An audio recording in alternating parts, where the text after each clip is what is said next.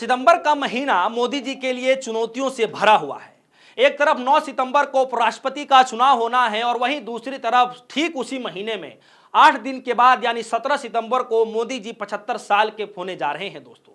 यानी 75वां वो अपना जन्मदिन मनाएंगे। यानी सितंबर का महीना भारतीय राजनीति के अंदर एक निर्णायक मोड़ साबित होने वाला है, या यूं कहें कि हो सकता है। अगर कोई यह कह दे कि उपराष्ट्रपति पद का चुनाव असल में प्रधानमंत्री नरेंद्र मोदी का ही चुनाव है, तो इसमें कोई बड़ी भ्रम नहीं होनी चाहिए दोस्तों। वजह साफ है कि इस पद के लिए सामने लाए गए उम्मीदवार का नाम या चेहरा उतना मायने नहीं रखता है जितना मायने यह रखता है कि क्या पूरा एनडीए इस वक्त मोदी जी के साथ खड़ा है। और उससे भी बड़ा सवाल यह है दोस्तों कि क्या बीजेपी खुद भीतर से एकजुट होकर के खड़ी है। और इससे भी बड़ा अहम सवाल है दोस्तों कि क्या संघ से निकले हुए वो तमाम सांसद जो आज सदन में बैठे हुए हैं, क्या वो सब मोदी शाह की जोड़ी के पीछे मजबूती से खड़े हैं दोस्तों। चट्टान बनकर क्या मोदी जी के पीछे, अमित शाह जी के पीछे खड़े हैं दोस्तों। आज हम इन सभी टॉपिक पर बात करेंगे और जानकारी निकालने की कोशिश करेंगे, आप सभी तक सच्चाई पहुंचाएंगे कि दरअसल राजनीति के अंदर चल क्या रहा है। नमस्कार दोस्तों, आप देख रहे हैं DS4 न्यूज। दोस्तों, बीजेपी की बागडोर सिर्फ सत्ता संभालने पर ही नहीं रह गई है, बल्कि वैचारिक स्तर पर मोदी शाह पूरी लड़ाई को लड़ रहे हैं। और सत्ता का साफ मतलब होता है कि ताकत हर हाल में हाथ में बनी होनी चाहिए। इसीलिए उपराष्ट्रपति पद का चुनाव दरअसल बीजेपी के लिए आंतरिक एकजुटता का इम्तिहान बनता जा रहा है दोस्तों। कि एकजुटता आखिर कितनी बची है, इस बात का इम्तिहान उपराष्ट्रपति का जिस दिन चुनाव है उस दिन बिल्कुल साफ हो जाएगा।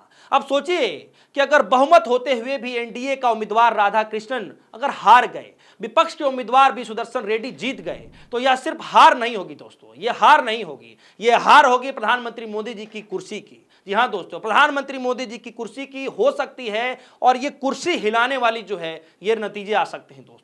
और यह सब कुछ 9 सितंबर को साफ हो जाएगा कि जिस दिन वोटिंग होगी उसी दिन रिजल्ट आ जाएगा। और दिलचस्प बात यह है दोस्तों कि ठीक 8 दिन के बाद 17 सितंबर को मोदी जी 75 साल के होने वाले हैं।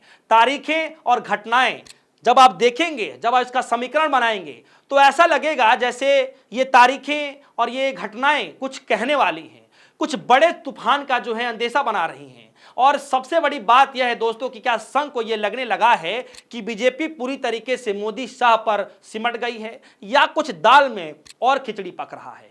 और अगर मोदी शाह अगर हिल गए, अगर ये खिचड़ी पक रही है, अगर उपराष्ट्रपति पद के चुनाव के बाद अगर नतीजे परिणाम बदल जाते हैं, तो सोचिए कि अगर मोदी शाह की कुर्सी हिलती है तो फिर एकाएक अचानक, या यूं कहें कि ऑटोमेटिक संगठन भी बिखर जाएगा दोस्तों। बस इसी बात का डर है और आज बीजेपी के भीतर अंदर ही अंदर ये पूरा डर सताने लगा है। एक तरफ विपक्ष के राहुल गांधी समेत तमाम पार्टियों ने यह बार बार कहना शुरू कर दिया है कि मोदी शाह जैसे ही हटेंगे तो पूरी बीजेपी है, जो जीत की कहानी है वो पूरी तरीके से खत्म हो जाएगी। और अगर उपराष्ट्रपति चुनाव उलट गया तो इसका साफ संदेश यही जाएगा कि मोदी शाह की पकड़ जो है अपने सांसदों पर, अपने नेताओं पर ढीली पड़ गई है दोस्तों। खैर, पकड़ तो कॉन्स्टिट्यूशन क्लब ऑफ इंडिया के चुनाव में भी आप साफ तौर पर देख रहे थे कि दिखाई गया था कि अमित शाह जी जिस कैंडिडेट को सामने प्रेजेंट करते हैं उस कैंडिडेट को ना जिताकर तमाम सांसदों ने जो है रूडी साहब को जिता दिया था। यानी उस वक्त यह साफ संदेशा चला गया था कि मोदी जी और अमित शाह जी की जो पावर है, जो पावर बताई जाती है, वो कहीं ना कहीं पावर और डर सांसदों के ऊपर से, नेताओं के ऊपर से खत्म हो चुका है। यही वजह है कि संघ के भीतर से भी आवाजें उठ रही हैं कि 75 साल की उम्र के बाद रास्ता खाली कर देना चाहिए। संघ प्रमुख पहले ही संकेत दे चुके थे कि उन्होंने एक पुराने समसेवक का एक किस्सा सुनाया था एक प्रोग्राम में, और जब वो भाषण सुना रहे थे तो उस दौरान सुनने के बाद उनके भाषण को लोग हंस भी रहे थे। तो उन्होंने ये कहा था कि जिसके बारे में बता रहे थे वो ये कह रहे थे कि उन्होंने रास्ता अपने आप छोड़ दिया था और उन्होंने युवाओं के लिए, आने वाले लोगों के लिए उन्होंने रास्ता बना दी थी। खैर, सवाल वो नहीं है कि किस तरीके से उनको संकेत दिया जाता है मोदी जी को। सवाल सबसे बड़ा ये है दोस्तों कि जो वो संकेत दे रहे थे, जिसके लिए दे रहे थे, क्या वो संदेश मोदी जी समझ पा रहे हैं? क्या मोदी जी को ये कानो कान खबर हो गई है, किसी ने बता दिया है, या फिर खुद मोदी जी समझ गए हैं कि वो संदेश किसी और के लिए नहीं बल्कि उन्हीं के लिए था दोस्तों। और मोदी जी तो बार बार ये तर्क दे रहे हैं, उनका कहना है कि पिछले 10 सालों में जितना कुछ ऐतिहासिक काम हुआ है वो शायद कोई कर ही नहीं सकता।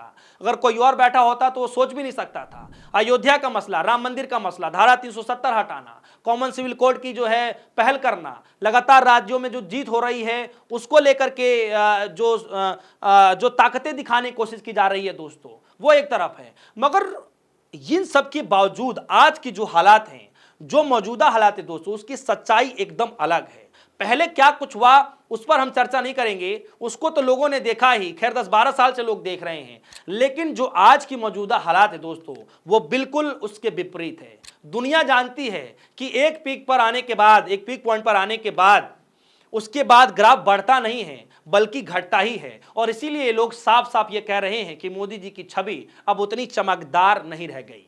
राहुल गांधी का वोट चोरी वाला नारा दोस्तों आपको याद होगा कि किस तरीके से सदन के अंदर गूंजता है, कितनी किसकी मतलब इतनी जुर्रत कि देश के प्रधानमंत्री के सामने खुले तौर पर वोट चोर के नारे लगा दे, वोट चोर गद्दी छोड़ के नारे लगा दे। और ये नारे सिर्फ सदन में नहीं, आप देखेंगे कि किस तरीके से दोनों सदनों के बाद ये नारा राहुल गांधी जी जनता के बीच, बिहार की जनता के बीच, बिहार की गलियों में जो है नारे लगवा देते हैं दोस्तों। यानी बिहार की गलियों से निकलकर यह पूरे देश में यह नारा गूंजने जा रहा है दोस्तों। और मुझे ऐसा लगता है कि सन 2000 से लेकर अब तक की जो हार जीत की जो बताई जा रही है राहुल गांधी की तरफ से कि हर चीजों में धांधली हुई है, अगर यह माहौल पूरे देश में फैल गया दोस्तों, तो बीजेपी का हर चुनाव कहीं ना कहीं संदेह के घेरे में आ जाएगा। दूसरी सच्चाई जरा सोचिए दोस्तों, किस तरीके से विदेश नीति कमजोर होती जा रही है। भारत की कूटनीति जो है अचानक यू टर्न पर आ चुकी है। अमेरिका के साथ हाल ही में जो रिश्ते हैं या पड़ोसियों से जो दूरी बनाई जा रही है, कहीं ना कहीं से ये तस्वीरें साफ दिखाई दे रही हैं कि मोदी सरकार की राष्ट्रहित की बातें अब कहीं ना कहीं सवालों को घेरे में आ गई हैं। तीसरा सबसे बड़ा सच्चाई दोस्तों, बीजेपी की पहचान अब सिर्फ संघ या विचारधाराओं से नहीं बल्कि मोदी शाह पर आकर के टिक गई है। अगर सत्ता गई तो संगठन की पकड़ भी खत्म हो जाएगी, यानी भरभरा करके ताश की पत्तों की तरह ढह जाएगी, संगठन भी ढह जाएगा दोस्तों। अब जरा आंकड़ों पर आइए, सदन के अंदर दोनों सदनों को मिलाएंगे तो एनडीए के पास लगभग 787 यानी 787 सदस्य हैं। बहुमत के लिए चाहिए मात्र 351। बीजेपी एनडीए के पास है 422 सदस्य हैं और विपक्षी जो इंडिया गठबंधन है उसके पास 312 है। यानी सीधी सीधी गणित एनडीए के आगे है, एनडीए को जो है जिता सकता है उपराष्ट्रपति का चुनाव। लेकिन समस्या दोस्तों गणित का नहीं है, गणित का नहीं है कि आंकड़े क्या कह रहे हैं, समस्या है बीजेपी के भीतर की, बीजेपी के भीतर अंतर्कलह चल क्या रहा है। टेलीफोन कॉल आए जा रहे हैं, संघ क्या सोच रही है, मुलाकात किससे हो रही है, प्रवक्ता क्या कह रहे हैं, यानी यह साफ बेचैनी आप सभी के सामने है। अब डर का इतना माहौल है दोस्तों कि बीजेपी के अंदर ही अचानक मोदी जी बिहार में यात्रा जो कर रहे थे और बिहार में यात्रा करनी चाहिए थी, उसकी वजह वो अचानक एकाएक 2 दिन के लिए अहमदाबाद की यात्रा पर निकल रहे हैं दोस्तों, रैलियां करने जा रहे हैं या यूं कहें कि कर रहे हैं।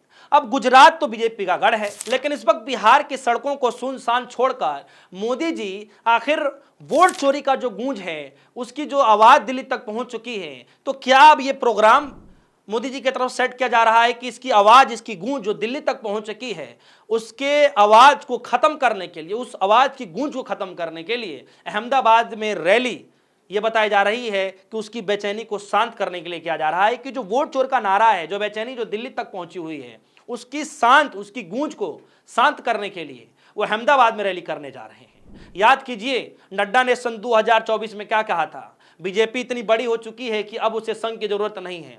तभी से वो तलवारें, वो लाइनें, वो लकीरें बीजेपी और संघ के बीच में खींच चुकी है दोस्तों। और आज दोस्तों ऐसे हालात हैं कि संगठन नाम भर नड्डा के पास है, असल में पूरी कमान जो है, पूरी पार्टी की जो कमान है वो मोदी शाह के पास है।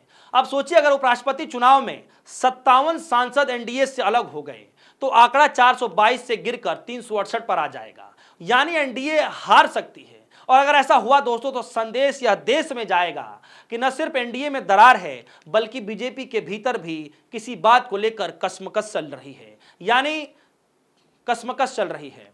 और यही वजह है कि चुनाव इतना बड़ा हो गया है। जो उपराष्ट्रपति चुनाव को लेकर राजनीतिक गलियारों में इतनी हलचलें नहीं मचा करती थी, चुनावों के बीच इस तरीके चर्चाएं नहीं होती थी, तमाम मीडियाओं में इतनी बड़ी चर्चा नहीं होती थी। और इसी वजह से जो है आप देख रहे हैं कि ये चुनाव इतना बड़ा हो गया है कि उपराष्ट्रपति की कुर्सी भले ही जो है प्रतीकात्मक लगे, लेकिन इस बार इसकी गूंज प्रधानमंत्री मोदी जी की सत्ता और संघ बीजेपी की रिश्तों तक जो है सुनाई देगी दोस्तों। इसीलिए बार बार ये कहा जा रहा है कि भले ही उपराष्ट्रपति का चुनाव हो, लेकिन ये असली लड़ाई मोदी जी की और शाह की पकड़ की है कि आखिर अंदर खाने कितने सांसद जो है उनके साथ खड़े हैं दोस्तों। क्या संघ से जो निकले हुए जो सांसद हैं क्या उनको इस बार सपोर्ट करेंगे, और इसी बात को लेकर हमने स्टार्टिंग में कहा, मैंने आपसे कहा कि क्या सच में ये रिजल्ट जो है उपराष्ट्रपति चुनाव का, क्या वो मोदी जी की कुर्सी भी तय कर सकती है दोस्तों? तो आप सभी के मन में क्या कुछ चल रहा है, वीडियो कमेंट सेक्शन में जरूर बताइएगा। फिलहाल के लिए दीजिए इजाजत, देखते रहिए डेस्पो न्यूज़। धन्यवाद।